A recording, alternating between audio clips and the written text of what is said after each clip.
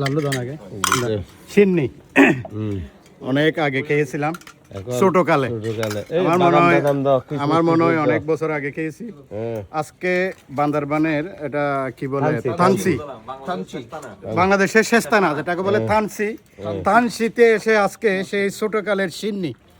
এক সময় মসজিদে ঢুকে নামাজের পিছনে বসতাম, কলামাতার মশা দিয়ে চিন্নি গুলো দেওয়া হতো, তখন নামাজ সবার আগে শেষ করে চুরি করে নিয়ে যেত। চুরি আগে সিন্নি শেষ হয়ে যেত। সেই সিন্নি এখন খাচ্ছি অনেক বছর পরে। বাংলাদেশের একমাত্র শেষ থানা থানসি থানায় এসে এই যে বিসমিল্লাহ, অসাধারণ অসাধারণ অসাধারণ, আহা অনেক শান্তি। এই চিন্নি আমাদের মাসুম ভাই খাচ্ছে, এখানে বালতিতে করে রাখা আছে, সবাই খাচ্ছে এখানে।